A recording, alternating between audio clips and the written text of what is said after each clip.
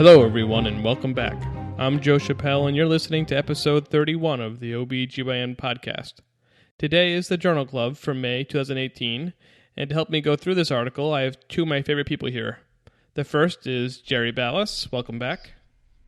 Hello, Joseph. That's so kind of you to say. And the other is, of course, the wonderful Sarah Kim. Welcome back to Sarah, too. Hello. Good to be back, as always. Well, thank you both for joining me. We're going to go through an article. This one was actually chosen by Dr. Ballas.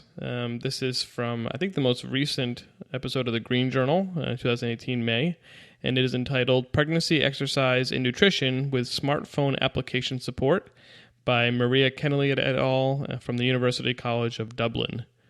This is a really interesting paper. I'm going to just go through a couple things in the introduction, and then I'll let Dr. Ballas say his piece about it, because he's the one who chose it. Basically they were looking at exercise and nutrition and its effect on GDM. They do quote that there were a few other studies that have looked at this and it's been inconclusive, where doing exercise or having good nutrition didn't really maybe seem to have an effect on GDM, but nevertheless they persisted and thought that perhaps there may be an effect of nutrition and exercise, and maybe the other studies just weren't well designed for that.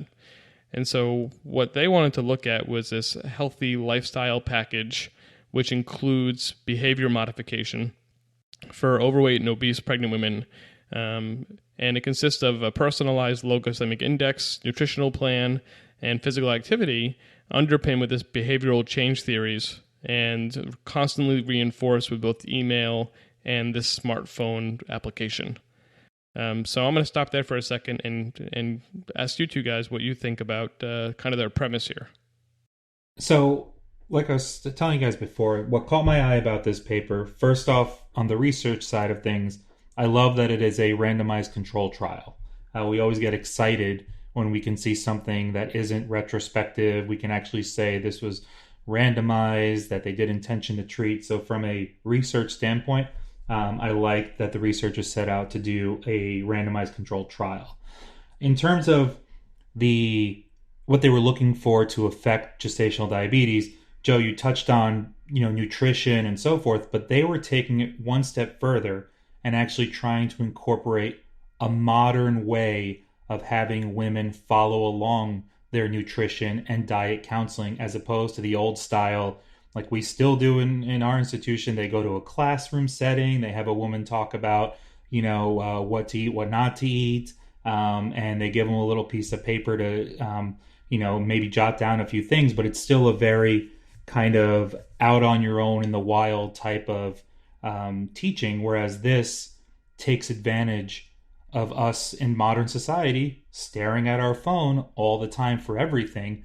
This way they incorporate the reinforcement and the education on a technologic level, which I thought is something that we probably should start looking at.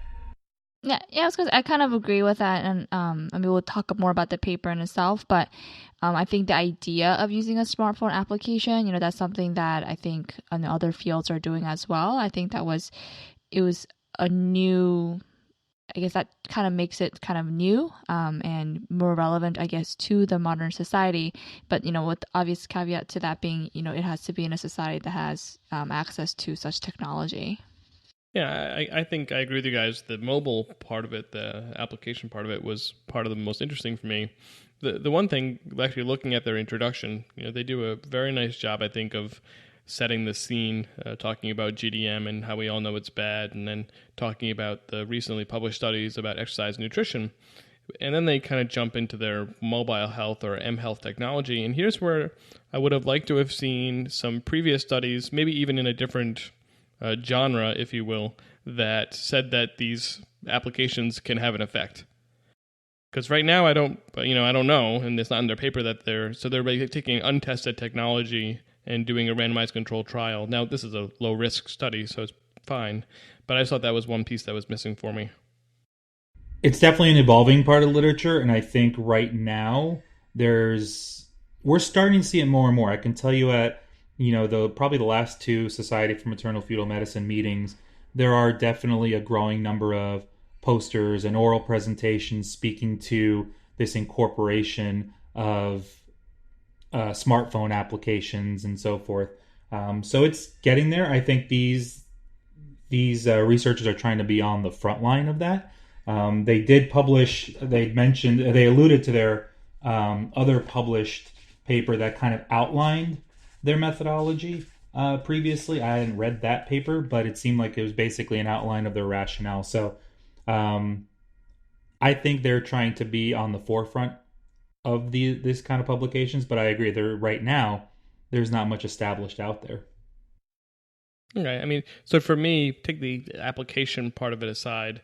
I think what you were saying, Jerry, is that basically comparing in the old way of maybe a one-on-one with the patient and then maybe do that once a trimester or maybe do it in a classroom to now daily, hourly interaction with the patients on this app basis, and does that more granular approach to talking to the patient about these things, does that improve the outcomes? Whether it's by mobile or something else, of course, hour by hour, you can really only do that in something like this app. So it's definitely an interesting question. And I think they're looking at this in general. There's research out there looking at the explosion of pedometers showing better outcomes, and there's mixed data there. Folks that own smartwatches, they're always looking for that breakthrough study that shows if you wear a smartwatch, suddenly you are losing weight or you're maintaining a healthy lifestyle, and they still have not consistently shown that. And people are at a loss as to why. Well, I can tell you why. I mean, I've been wearing an Apple Watch for the last 3 years, and I haven't lost a single pound. And that's mostly because I don't exercise. It tells me every day that I didn't exercise, but yet I still haven't motivated me to go do it. So, but in any case. But the key is, and they mentioned this in the population, the biggest difference, though, is we have a pregnancy now. We have a kind of a deadline in a way. And if you know anything about human behavior and procrastination and motivation, unless you have a deadline, which we call a due date, you're not going to be motivated. So they're hoping that this population is a captured, motivated population to affect change. Fair enough. And I still have some issues with the app and what they're measuring, but let's put that to the side a second and let's move into the materials and methods. So like you said, they did a single-center randomized controlled trial at the National Maternity Hospital in Dublin from 2013 to 2016. They enrolled women between 10 and 15 weeks when they presented for their new OB, and they had to have a BMI of 25 to 40, so overweight to obese, and they did weed out the extremely obese, or the morbidly obese, I suppose is the right way of saying that. They then did this is the interesting part. So then they did a computer randomize between the two groups, but they stratified for BMI to make sure that they had equal BMIs in each group, which I thought was interesting. Nope, I agree. The stratification, I still would have left. If you truly trust your randomization, you allow for that to make your groups. So I probably wouldn't have dipped in and stratified from the beginning. So what do you think the pros and cons of that are then? In terms of stratifying? Yeah. I think it's like they said, they really they didn't want to go through all of this and then in the end see that they had a population that was more obese, that's going to be more resistant to whatever, more prone to GDM regardless, and then kind of ruin their study. That would be my kind of simple way of thinking about it. But that's the chance you take with randomized controlled trials. Right. So I guess my real question is there besides the fact that you are dipping into the randomization and making it not 100% random, is there a real drawback to it? Well, then you start to over-control your data, right? And so you start to... So there is such a thing as over-stratifying, over-controlling. And I think they did a little later on in their analysis as well when they started talking about not using Bonferroni and starting to use the alternate method of making sure to be... So they wanted to be ultra-conservative. So at the beginning, they may have over-stratified, and at the end, they may have over-controlled. Especially for a relatively small group. I mean, yes, 500 plus patients is impressive, but for a randomized controlled trial, it's not a huge group. And so when you start really kind of trying to control your data while doing randomization, you can start, I think, to affect your outcomes. All right. So then it was randomized, but it was not blinded either way. So obviously the patients knew which ones they were in because either had the app or they didn't. And the doctors knew which one as well, the providers. And the standard care, which I love this line, standard CAM was no uniform advice on diet, exercise, or weight gain in pregnancy. And the first time I read it, I was like, I find that hard to believe. But then I went back to the word uniform.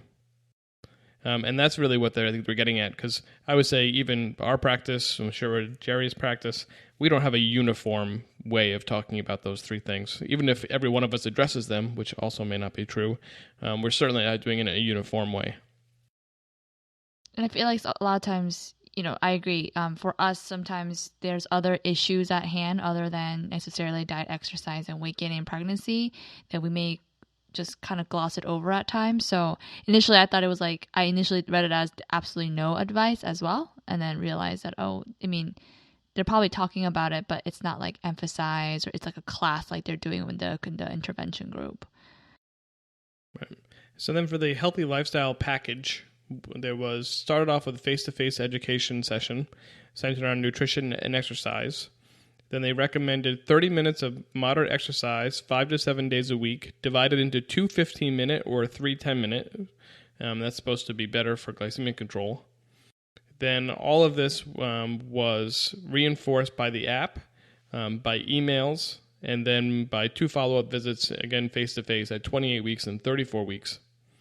All women in both groups took a 3-day food diary at the beginning, and then 2 different exercise and lifestyle surveys at baseline, and then again the 3rd trimester. Now, the one thing I'll say about that is for your control group, I understand why you want to get a baseline, but you're also kind of contaminating your control group just by asking those questions and doing a food diary. Are you changing their behavior? Because now they're because they're aware of it now. It's kind of like, you ask them those questions, and then it may color how they act, from that survey onward. Another thing I thought about how they're emailing the patients, there's also no guarantee that the patients are actually reading these emails necessarily. I'm not sure if that's something that they talk about in the paper, but that's kind of something I thought about too. And then as far as data they collected weight, height, BMI. These are interesting. Mid, upper arm circumference, and body composition. They measured at the ultrasound at 34 weeks. This stuff I found really fascinating. Maybe Jerry can talk to us about it. Fetal anterior abdominal wall width, fetal mid-thigh sub-Q, and fetal thigh circumference, which I guess is, again, a different way of looking at body composition. Then, of course, they looked at a 2-hour GTT, because remember their primary outcome here is GDM. So they looked if they had GDM or not. And their secondary outcomes were weight gain, glycemic load, self-reported exercise in the 3rd trimester, neonatal weight, the ponderal index, and percentage of neonates that were LGA. So let's stop, I guess, any comments on the data they collected, and I'd love to hear any Jerry's thoughts on the fetal ultrasound components. I mean, they went for the gold. I give them that. They went for a nice combination of general maternal characteristics that are easily obtained throughout pregnancy, like weight. Even the biometrics are fairly easy to do under standard conditions. They went for some serum markers as well. So again, kudos to them. The ultrasound, I think, was above and beyond, honestly. That's some pretty specific measurements that they were looking at, some pretty specific biometry that I can tell you across the board probably isn't as translatable as your regular estimated fetal weights, and you can do ratios if you don't want to if you want to get more technical, but the thickness and so forth, those are pretty specific. And honestly, I would leave it up to the newborn exam to actually be a little more accurate in that regard. But they set out for uncovering every stone they possibly could. So, I'll give them some credit in that regard. But yeah, I'm not sure how translatable those ultrasound findings would have really been, or believable. I mean, it's the first. Honestly, it's I'll look at them if it's eye catching, but by then your eyes already been caught by the fact that the kid's abdominal circumference is greater than 99th percentile. Then you'll be like, wow, okay, that kid looks a little thick in the middle. I'm not sure I would go to the lengths of looking at the thickness of their legs. I'm not sure what that would add to my already, oh my lord, this child is large impression. Other than to say, wow, this kid is really large. I'm not sure.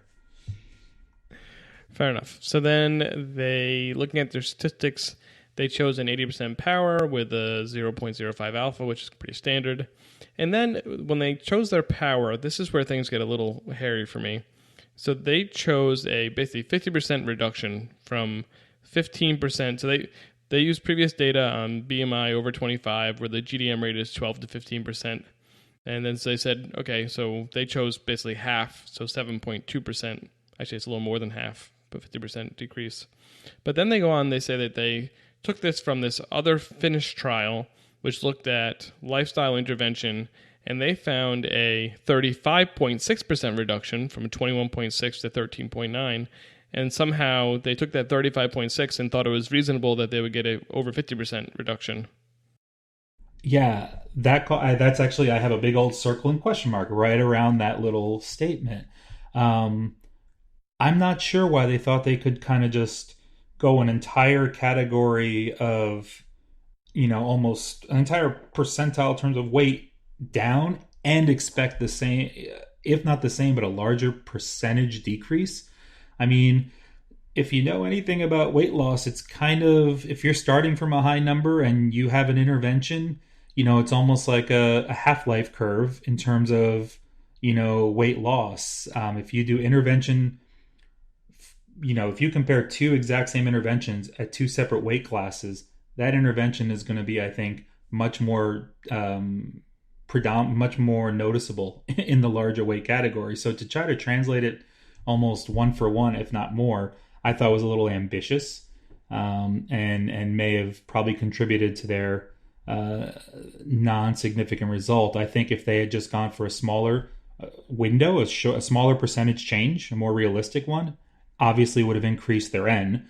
My guess is that's why they did it, to tell you the truth. I think they probably looked for a 20% decrease and saw that their N was going to have to be 1,200, and that's probably what kind of moved them in the needle in that direction, to be honest, because that's a hugely ambitious decrease in an entity that we're not even sure is truly preventable, considering the multifactorial nature of developing gestational diabetes.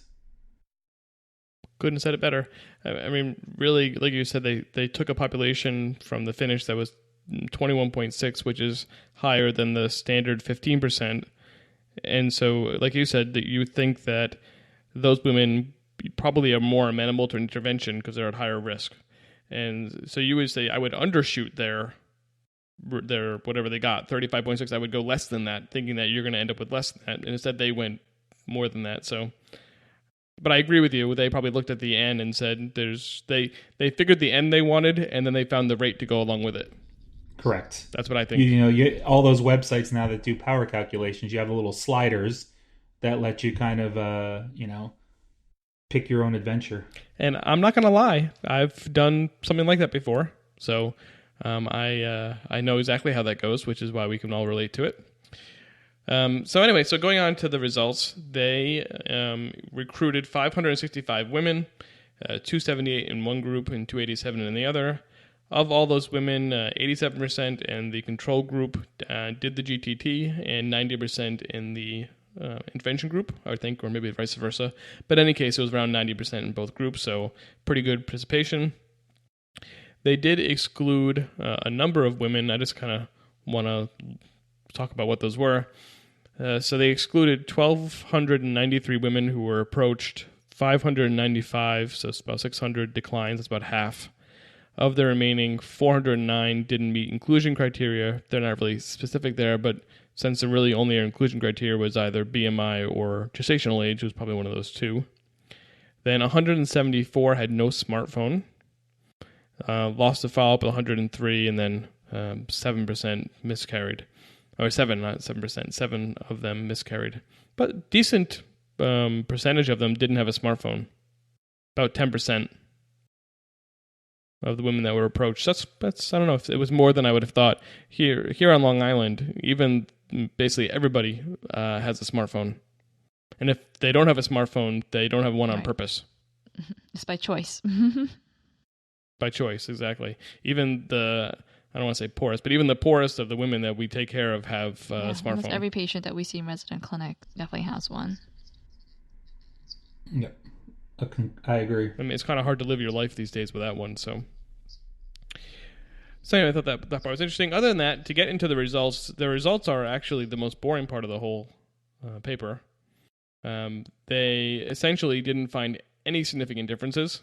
The only things they found was women in the intervention group did more exercise, at least reported that they did more exercise, and that they had a better diet as measured by glycemic load, which was basically measuring what they ate and then looking at the glycemic load of that. So they ate better, and that was really it. Now I have some quibbles with the results.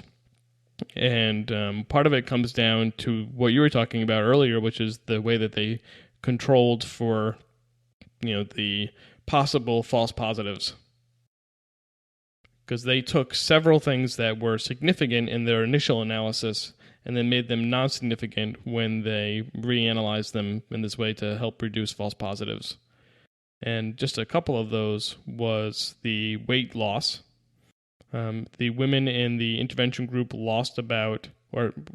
gained about 1 kilogram less than the control group, which is not nothing. I mean, it's not a huge number, right? And if we're looking at weight gain and GDM, probably 2 pounds is not enough to make a difference. Probably. I mean, we don't really know GDM. If you're going to have an intervention with GDM, 2 pounds is probably not enough anyway. So I actually found the results a little exciting for a couple of reasons, but they're not because they, like you said, they didn't explicitly find, earth-shattering significance.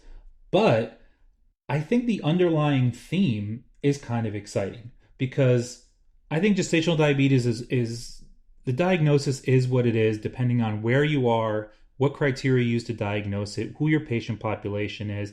I truly don't think there's an intervention out there, especially one that you start at 15 weeks of pregnancy, that is going to alter your GDM rates. I just think there's too much of an underlying genetic component to it, social, racial, etc.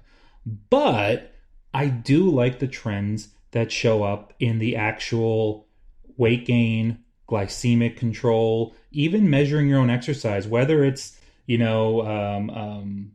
biased or not. It's something to show that if people pay attention to what they are doing in terms of food they're putting in their mouth, exercise that they need to do, basically having some sort of check in their everyday life to alter their behavior, then we may have the ability to alter something that we know is also significantly tied to poor outcomes, which is excessive maternal weight gain. Right? Even the one thing they turned insignificant as well was that they talk about in their discussion, but not the results, is that they did find an initial decrease in LGA babies in the intervention group, but they couldn't replicate it, so they left it off for now. So that's going to be an interesting follow-up to this as well. So I actually think the behavioral part of this, which is kind of what they alluded to at the beginning of what they wanted to look at, I think this shows some ability to have a tool in hand to give your patient to take control of what they're doing, have some accountability, and possibly affect their behavior during the pregnancy at least. Yeah, I can see definitely where you're coming from in that aspect, especially like kind of we were saying that nowadays most people are kind of tied to their phone, so you definitely have something to remind you. I think the couple of issues I think we kind of talked about before was, this is all like self-reported, food intake, self-reported exercise. So, if I'm constantly, told on my phone that I should exercise, and I know I got education face-to-face education, early on, which is also part of the intervention group intervention. I may be more prone to kind of say, yeah, I did, potentially exercise a little bit more. I tried to do that. And I think you might want to report that, yes, I am on track with what is recommended to me, even though you may not necessarily. So there's definitely that self-reported bias, which, which I think may kind of affect the results. Because there's no objective way to, at this point, measure that necessarily. The glycemic, I think, load was also kind of measured by how much self-reported food intake, not necessarily, you're not measuring their blood glucose necessarily. And how much they're exercising, again, is kind of also self-reported. But I do agree that this is an example of if you have something that, because obviously as physicians, we're not there with our patients 24/7. If you have an application that could kind of remind patients to do and change behavior, maybe it could point patients in the right direction, not only when they're pregnant, but obviously even afterwards. And maybe this is, pregnancy may be the perfect time to kind of catch them in this healthier lifestyle intervention. You know what I actually would have liked to do? Everyone should have gotten the app. So they need to have an app where all their patients get it. All the patients get an app, and what you actually compare at the end of things is what number of times did a patient log in to track their food? How many times did a patient log in their activity? I think that would be an interesting study, just the nature of performing the act. And we see this across the board. And I'll tell you, this is from personal experience. I've been in Weight Watchers for years. I know when I do well, when I track my food, the weeks that I track religiously, the weeks that I go to my meeting and step on the scale and look at it and am held accountable. I have charts I could show you guys. It's amazing. And I'm a big old stats nerd, so I can statistically show you when I'm going to lose weight and when I'm not. And it's when you actually take the time to track your stuff. And I think if you gave everyone the app and saw in the end who tracked, who didn't, who actually held themselves accountable, that would be an interesting study to see if you can affect some change or change in behavior. Make sense? Yeah, that makes sense. I think the big part of that is how do we get patients motivated to do that? That's another aspect of that. Because you could definitely download it and then never really look at it again. And then not do it. Yeah. I think that what you both said is absolutely correct on all fronts. But even if you get 10% or 15% of the women to do it, that's 10 or 15% who weren't doing it before. Right? So it's still value. And going back to what you're saying about the self-reporting, even though, again, they did this weird, I don't know if you want to call it over correction, but maybe overcorrection in their data, there was some evidence that for insulin and C-peptide and a couple other things, that there was a difference in the intervention group. And so even though maybe there's some bias as far as reporting, there's also seemed to be some objective findings, or at least a trend towards objective findings if you look at their correction instead. But there was still maybe there is something to it. It's just maybe not enough to overcome GDM, if that's even something that's overcomable.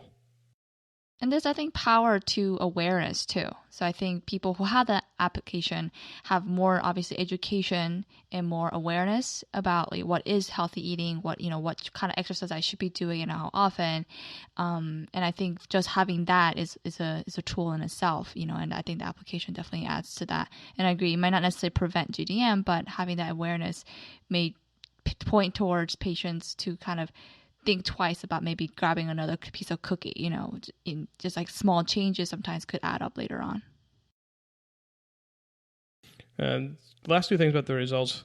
One is that their rate of GDM was 15.4% in one and 14% in the other. So it's kind of right on what they were looking at. So sometimes, actually, I just did a trial I did a study with the resident, and our percentage of the outcome we were looking for was so much lower than we thought it was going to be that our study ended up being meaningless, because our outcome was just so rare.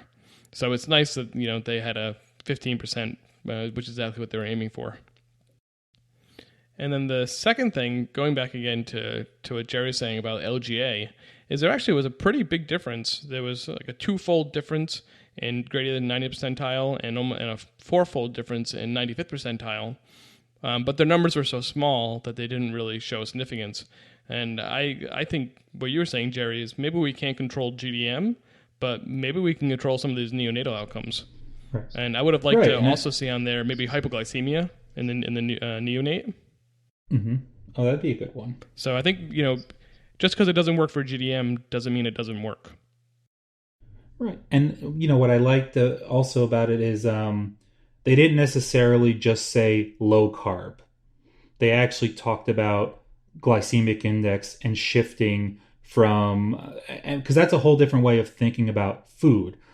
Typically, the whole no sugar, low carb, you find some way to replace it with an artificial sweetener or something, and you're just going to drive yourself to eating more calories. But this is actually pushing you towards more filling foods, and that translates, I think, to healthier fetal weight gain in the end, because you're not promoting insulin insensitivity. So to kind of sum up everything that we were saying, I want to read the last paragraph of their paper because I thought it was pretty good. It said, although the mobile health supported intervention did not affect GDM rates, it did result in some maternal benefits. This study used mobile health technology to support a traditional face-to-face consultation and facilitated positive behavior change. The use of a mobile health technology supporting a low glycemic index diet and physical activity intervention with routine antenatal care in at-risk women is simple, safe, and an effective measure to improve maternal exercise levels and improve dietary glycemic load. And I think what that stresses to me is in maybe other interventions, there's a potential risk to doing that intervention or it's costly. But this one is cheap. It's an app. Once you develop the app, there's no marginal cost on it. It's safe because there's really nothing detrimental there. And we can question mark effective, but it's certainly not non-effective. It's not making the women worse. So it's really low risk to implementing something like this. And you could really, like Jerry was saying, you can implement this across your entire health network. Yeah, I think that really sums it up well, because I think the conclusion that I kind of got from this is like having this application could help change behavior. So I know that wasn't necessarily the primary outcome they're looking for. They're looking at the incidence GDM. But I think the big conclusion from this is that having this kind of application could help change behavior, which may subsequently have some benefits later on, even though the primary outcome of the incidence GDM wasn't necessarily significantly affected. And I would love to see the rate of these women using it after delivery too, to see how much they've taken to heart these changes that they're going to need. Like they state in the first sentence of their paper, 70% of which with GDM are at risk for developing type 2 diabetes. Well, you need to focus on this well beyond your pregnancy. So I think it's a tool that you can translate to after delivery as well. I think the bottom line is, guys, we need to go into the app building business and make ourselves the ideal app for pregnant women. Yeah, that was a question I had. I wonder who made this app and who made this app, who developed the nutrition part of it and who kind of helped develop, exercise regimen and things like that. That's kind of interesting. I would be interested to see who's behind the application development. They have a couple of links. I know I didn't follow them, but they do cite a few places where they get their, I think their exercise requirements. I actually went to the App Store just to take a look and put in M Health. There's definitely like a whole suite of M Health type of apps, and I didn't dive too deep to see who specifically made each one, but I would have to assume they're somewhat vetted, I would hope. But maybe it would be nice if ACOG developed one of these for us. Oh, yeah, absolutely. So I think overall for me, I think it was a good study that suffered from a bad primary outcome. And then in that also suffered from a bad power analysis based on that outcome. But otherwise was very interesting. Yeah, I think it's a study right for its time. I think we're going to start seeing a proliferation of this in all walks of medicine. But I think the modern pregnant patient, given the span of pregnancy, the goal of most women in pregnancy, and the fact that you have a true deadline in pregnancy, these types of apps, I think, can be beneficial if they're done right. And then the last thing I want to say about the whole paper is that I really enjoy seeing a negative paper published. We don't necessarily see that. Oh, we're seeing it more these days. We don't see it often enough. And I think this was a good masterclass in how to take a negative result and still write an interesting paper around that negative result. Oh, agreed. Absolutely. So I was very encouraged to read this, and I hope that we see more like this earlier. We did a journal club last week, and one of the things we were talking about meta-analysis is that you run into a lot of publication bias because, all the negative results don't necessarily get published, and so you can't include them in your meta-analysis. So the more we can make room for negative results within our literature, the richer our literature is as a whole. So bravo to them and to the Green Journal for publishing it. All right. Any other thoughts or concerns or questions or thoughts about this paper? No, I'm just going to go make dinner and add it to my Weight Watchers app. Look at that. Behavioral change. All right. Well, thank you very much, Dr. Kim, for being with us. Of course, it was a pleasure. Okay. And thank you, Dr. Ballas, as well. I look forward to our next podcast. Absolutely. Next is Sarah's pick. Next month will be Sarah's pick. Excellent. She can pick something oncology related. Right. Oh. Ooh, challenge me. There you go. Will do. Love it. All right. Well, thank both of you. Thank you all for listening, and we'll be back next week with a new episode.